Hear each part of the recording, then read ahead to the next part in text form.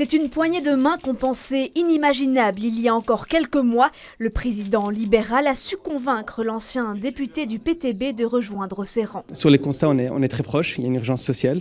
Et là où je suis convaincu d'être libéral aujourd'hui, c'est d'avoir les solutions qui soient rapides pour répondre à l'urgence sociale qui est sur Bruxelles, sur les taux d'emploi, tant au point des jeunes, apporter un meilleur pouvoir d'achat aux travailleurs. Cet ancien chauffeur et délégué syndical de la STIB avait réalisé le 4e score de la région bruxelloise en 2019. Début février, il se séparait du PTB. Avant de pouvoir m'engager ici au mouvement réformateur, j'ai été vers eux et leur ai dit bon les gars, il y a un plan, il y a une stratégie, c'est celle-là au mouvement réformateur. Je pense que voilà, autour de moi, dans mon entourage, chez mes collègues, les travailleurs, je pense que le message est très bien passé.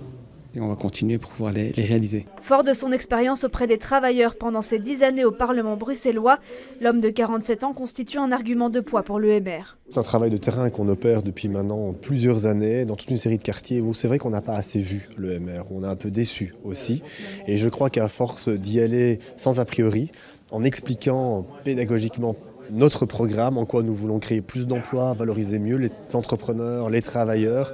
Progressivement, ça percole. Et ça percole aussi auprès de celles et ceux qu'on cherche à convaincre, même celles et ceux qui votent gauche ou extrême gauche. Et quand on pose la question de la crédibilité du parti, si on considère qu'on ne peut pas convaincre ces gens que nous avons les bonnes solutions, eh bien alors arrêtons tout de suite de faire campagne. Ici, au contraire, c'est l'illustration que des gens peuvent à un moment donné se dire « je me trompe de voie, j'ai envie d'une autre solution ». Les constats étaient peut-être communs, mais les solutions sont meilleures au MR, donc je fais ce choix-là. Donc au contraire, il est un symbole que l'on peut changer d'opinion en politique, et c'est quand même le but d'une campagne électorale, c'est le but dans une démocratie, c'est tout le travail de conviction. Reste à savoir si Youssef N'Dichy figurera sur la liste régionale ou fédérale des élections du 9 juin.